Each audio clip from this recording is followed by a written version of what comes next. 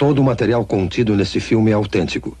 Algumas cenas contêm material explícito e se recomenda supervisão paterna.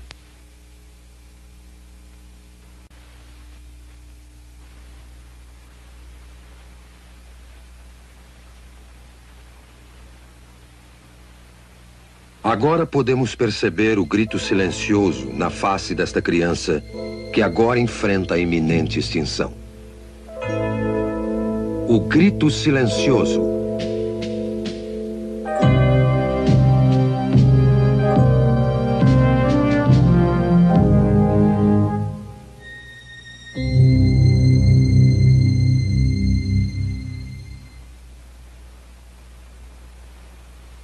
Meu nome é Bernard N. Nathanson. Sou um médico e também obstetra e ginecologista. E acho que tenho alguma experiência em matéria de abortos. Bem, quando eu estudava medicina, em 1949, não havia uma ciência como a fetologia.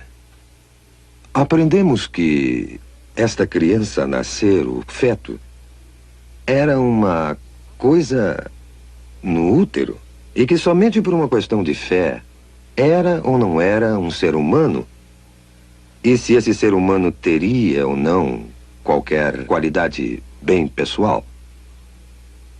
Mas essa história mudou desde 1970.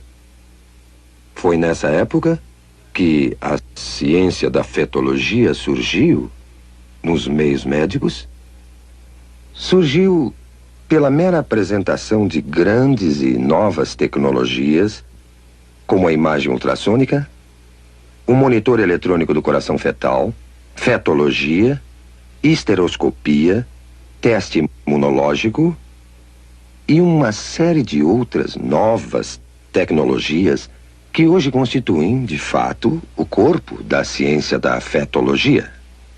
A imagem ultrassônica, que é a imagem do feto em movimento, tornou-se acessível à nossa clínica a partir de 1976. A sala para exames ultrassônicos consiste de uma convencional mesa de exame e do aparelhamento de ultrassom. Essa máquina que vemos aqui. A mulher grávida é colocada na mesa para o exame. O abdômen é devidamente coberto. A ponta do instrumento é colocada sobre o útero. O aparelhamento consiste basicamente de um cristal que emite ondas de som em alta frequência. E um outro aparelho que capta o eco dessas ondas. O eco é então registrado num computador que o transforma em uma série de imagens da criança nascer. E a criança pode ser observada por uma análise linear, que é útil para a gravidez adiantada, ou por uma de setor, que é mais precisa para delinear a criança na fase inicial, como esse caso.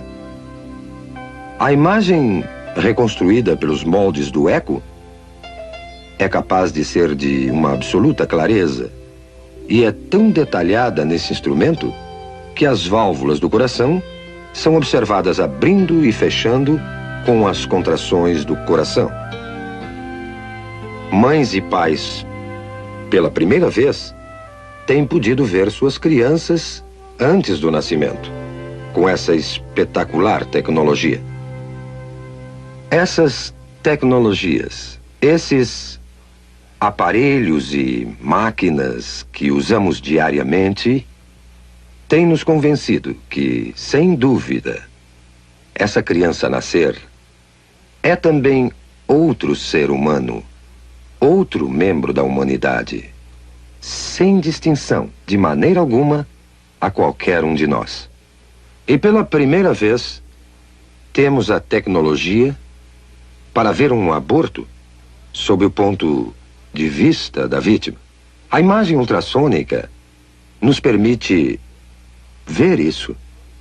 E assim, pela primeira vez, vamos observar como uma criança vai sendo torturada, desmembrada, desarticulada esmagada e destruída pelos insensíveis instrumentos de aço do aborteiro.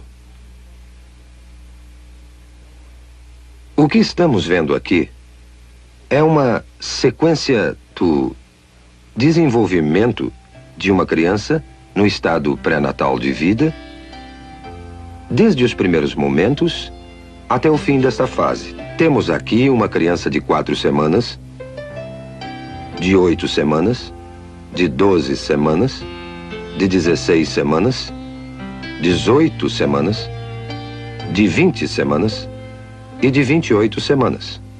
Como podem ver, não existe ainda uma mudança dramática na forma ou substância desse ser durante esse desenvolvimento.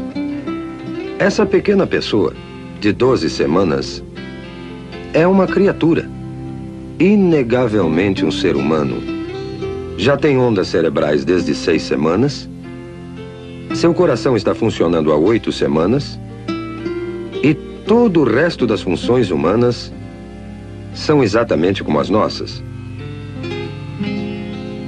Agora, esse livro, Obstétrica de Williams, 16ª edição de 1980, é um livro de estudo usado em todas as escolas de medicina nos Estados Unidos. O prefácio desse livro, publicado em 1980, nos diz o seguinte: felizmente entramos numa era que o feto pode ser já considerado e tratado como nosso segundo cliente. Quem poderia sonhar, mesmo há alguns anos, que poderíamos atender um feto como médico? As tradicionais éticas médicas e conceitos nos dizem que não devemos destruir nossos clientes e nós juramos preservar suas vidas. Agora veremos como o aborto age no nosso segundo cliente. Temos então uma criança de 12 semanas no útero, o útero sendo esse músculo em redor da criança. Quando o aborteiro inicia o processo, primeiro coloca esse instrumento, conhecido como espéculo, na vagina da mulher. E em seguida abre a fim de avistar o colo uterino aqui. Tendo avistado o colo, o aborteiro, então, pega esse instrumento, conhecido como tenáculo, firma-o seguramente com o espéculo no colo. Desta maneira, grampeia bem o tenáculo para firmá-lo melhor ao colo do útero. Outro instrumento que é posto em ação é chamado sonda. Esse instrumento é colocado dentro do útero, depois retirado, para o aborteiro determinar exato a profundidade e o tamanho do útero. Depois, esse grupo de dilatadores, esses metálicos curvos instrumentos, são usados para fazer a dilatação do colo, a fim de aplicar finalmente os mencionados instrumentos de aborto. O aborteiro primeiro introduz o mais fino desses instrumentos dentro do colo, a fim de dilatá-lo, girando o instrumento para uma parte mais larga, introduz essa ponta e vai então trabalhando através das várias graduações que aumentam o tamanho final do instrumento dilatador. Depois, passa a usar um instrumento conhecido como aparelho de sucção, o qual está sendo retirado de um recipiente esterilizado para seu uso. E então, isso será inserido no colo dilatado até chegar ao útero, para então perfurar o saco que cobre a criança, esvaziando do fluido que a cerca. O instrumento é posto em direto contato com a criança numa pressão aproximada a 55 milímetros de mercúrio, aplicada na ponta desse instrumento, que está ligada há um longo tubo grosso de sucção e a instrumentação abortiva, que é o aparelhamento do outro lado. A ponta de sucção começará a destruição da criança. Pedaços do corpo são separados, um por um, até ficar somente fragmentos do corpo e a cabeça. A cabeça é grande demais para passar pela tubulação. Para isso é necessária a aplicação de outro instrumento, chamado pinça de pólipo, dentro do útero, através do colo já dilatado. E o aborteiro, então, terá que pegar a cabeça da criança, que flutua livre dentro do útero, entre os anéis desse instrumento. A cabeça é então dilacerada e seus pedaços removidos com seus respectivos ossos. E o aborto, então, estará concluído. Já vimos como uma criança de 12 semanas aparece na tela ultrassônica. Também vimos a mecânica, todas as fases do aborto de 12 semanas. Agora, pela primeira vez, veremos um filme feito com a verdadeira imagem ultrassônica de um aborto de 12 semanas. Não se esqueça que não é um caso fora do comum, um aborto tardio. É um dos 4.000 casos de aborto feitos todos os dias nos Estados Unidos. Esse filme foi feito numa clínica de abortos.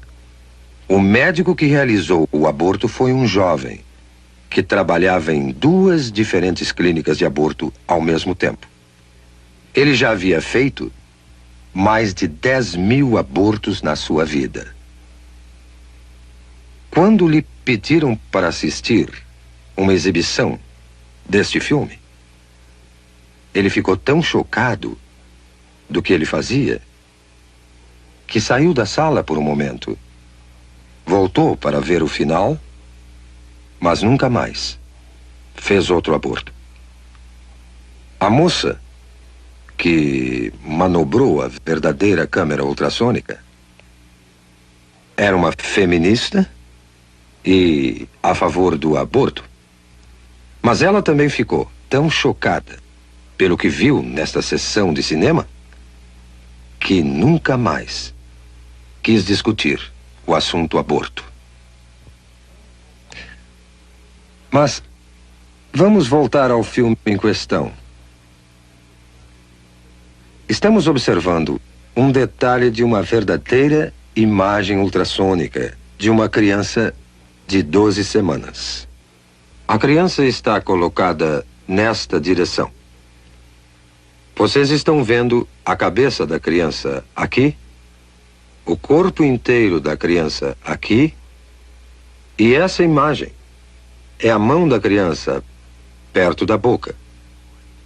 Olhando essa criança mais de perto, observamos o olho ou a órbita ocular aqui, o nariz da criança aqui, sua boca aqui, e até vemos o ventríloco do cérebro aqui. Esse é o fluido que enche os espaços do cérebro. Vemos o corpo da criança aqui, com as costelas em silhueta, e sua coluna vertebral atrás. Essa é uma área granulada de tecidos. Na parte superior, parece ser a placenta da criança. Podemos até distinguir aqui as coxas, as extremidades inferiores saindo do corpo, desta maneira. Agora, vamos à ação. Vemos o coração batendo no peito da criança. Suas batidas são de 140 por minuto aproximadamente. Agora, vemos a criança se movendo dentro do útero. E observamos várias mudanças de sua posição. Ela ainda está colocada desta maneira. E a boca está recebendo o polegar da criança A criança está outra vez movendo-se calmamente no seu santuário. Agora, esta sombra que estamos vendo na parte inferior da tela é a ponta de sucção que foi deliberadamente colorida para que possamos distingui-la com mais clareza. Mas o aborteiro dilatou o colo e está inserindo a ponta de sucção que podemos observar se movimentando na tela. Podemos notar que a ponta de sucção, que está aqui, quando se move em direção à criança, ela recua do objeto e começa a produzir movimentos violentos e agitados. A criança se move com mais determinação. Sua posição muda constantemente e ela retrocede mais uma vez aqui. A ponta de sucção ainda não tocou na criança e mesmo assim ela permanece agitada e movendo-se violentamente. A criança virou agora outra vez de perfil e a ponta de sucção volta mais uma vez a aparecer na tela.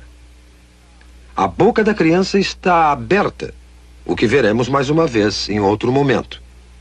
Mas esta ponta de sucção, que vemos se movendo violentamente na parte inferior da tela, é um instrumento mortal que eventualmente irá destruir a criança. É só depois que o saco é perfurado para a saída do líquido que a ponta do aparelho entrará em contato com a criança. Mas podemos observar a ponta movendo-se enquanto o aborteiro procura o corpo da criança. Mais uma vez vemos a boca da criança aberta, como se estivesse emitindo um grito silencioso.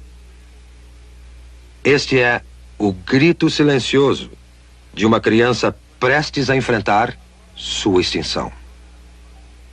Agora as batidas do coração aumentam dramaticamente e os movimentos da criança são mais violentos, como percebendo a agressão ao seu santuário. Está se afastando e podemos vê-la movendo-se para a esquerda do útero, numa tentativa patética de escapar aos terríveis instrumentos que o aborteiro usa para extinguir a sua vida. Agora, o coração está visivelmente acelerado. Suas batidas chegam a 200 por minuto. Não há dúvida alguma que a criança percebe o perigo mortal que a espera. A membrana foi perfurada e o fluido escapou. Não se vê mais o reservatório de líquido protegendo a criança. Mas uma vez que o fluido saiu, a ponta do aparelho de sucção se firma no corpo da criança e a criança é puxada para baixo pela ponta de sucção do aborteiro com a pressão negativa aplicada e o corpo está sendo desmembrado sistematicamente e separado da cabeça. A cabeça está nesta direção aqui. Eu estou no momento delineando a cabeça. As partes inferiores já foram destruídas. E vemos a ponta de sucção brilhando de espaço a espaço na tela como uma série de ecos. Enquanto a criança está sendo empurrada de um lado para o outro, enquanto a ponta de sucção está sendo aplicada ao corpo desta maneira e o aborteiro está exercendo sua tração na criança. A cabeça é ainda perceptível aqui. O corpo já não se pode ver. Foi separado da cabeça. O que vemos agora é a cabeça mesmo, que é chamada linha média do eco, e vários fragmentos de ossos.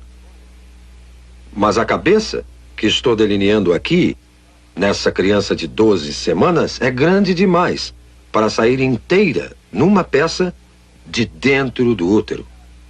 O aborteiro terá que empregar este instrumento, a pinça de pólipo, numa tentativa de segurar a cabeça. Ele agora tentará dilacerar a cabeça com esse instrumento, dessa maneira, e remover a cabeça aos pedaços de dentro do útero. O aborteiro e o anestesista têm um código secreto entre eles, que os protege da pavorosa realidade dos fatos. o aborteiro e o anestesista se referem à cabeça da criança, que agora é chamada de número 1. O anestesista, então, perguntará ao aborteiro: o número 1 já saiu? Já acabamos? Vemos agora, intermitentemente, os dentes ou lâmina desse instrumento aparecendo nessa imagem aqui. A cabeça tende a flutuar, solta no útero, e aqui estão os dentes ou lâmina desse instrumento vindo por aqui, e a cabeça está sendo agarrada pela pinça de pólipo e puxada para baixo em direção ao colo. Agora, tudo o que vimos sobrando são simples resíduos, simples fragmentos, pedaços de tecidos que documentam que ali viveu uma vez um indefeso, frágil ser humano. Considerando o impacto do aborto na nossa sociedade, vamos olhar algumas estatísticas do que realmente aconteceu nos últimos 20 anos. Nós temos dados confiáveis indicando que em 1963, bem antes do aborto ser legalizado pela infame decisão Roe versus Wade, eram efetuados aproximadamente 100 mil abortos ilegais anualmente nos Estados Unidos, e muito poucos legais. Em 1973, o primeiro ano que a decisão Roe versus Wade prevaleceu neste país, cerca de 750 mil abortos foram efetuados. E em 1983, o último ano do qual temos completos dados, foram feitos 1,5 milhão de abortos. Agora vamos ver o aborto como indústria. No ano passado, foram efetuados 1,5 milhão de abortos nesse país. E o custo médio de um aborto é de 300 a 400 dólares por operação. Isso criou uma indústria nesse país de uns 5 a 6 milhões de dólares por ano, colocando-o na lista das 500 maiores indústrias do mundo.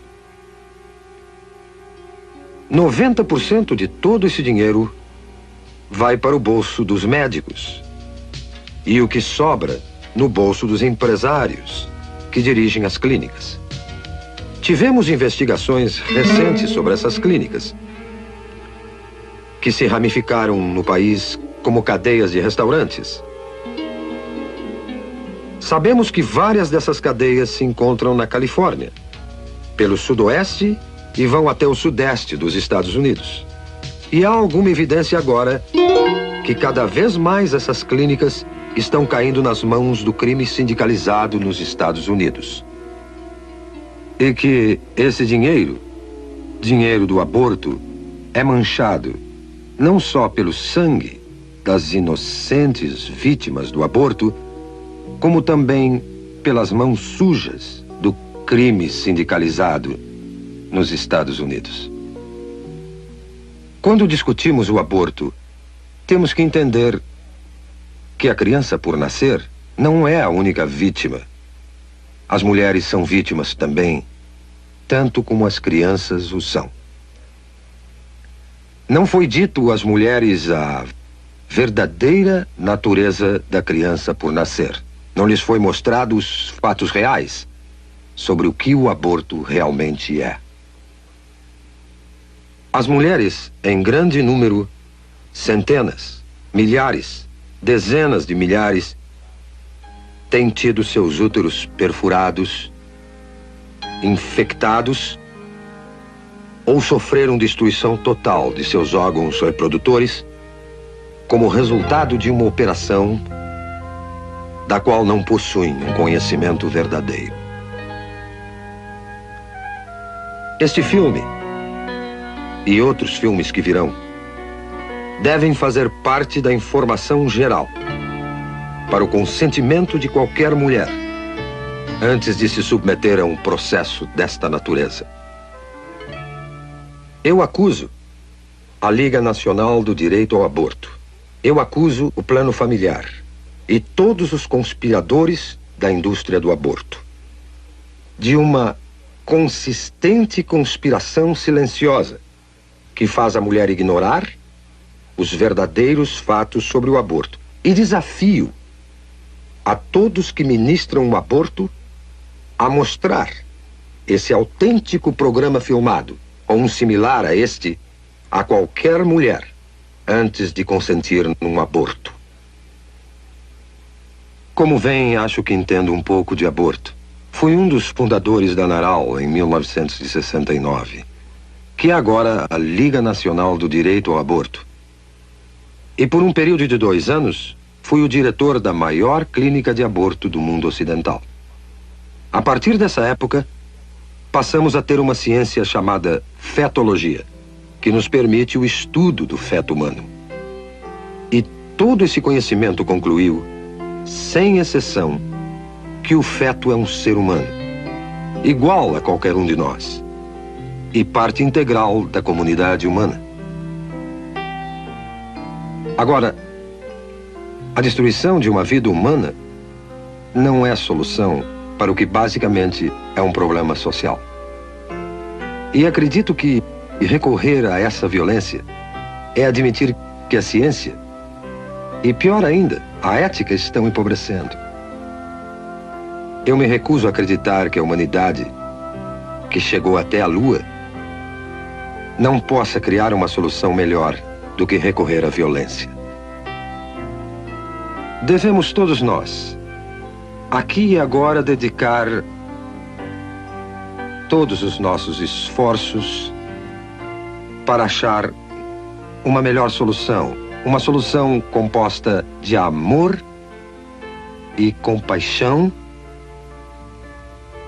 e um decente respeito pela inegável prioridade da vida humana.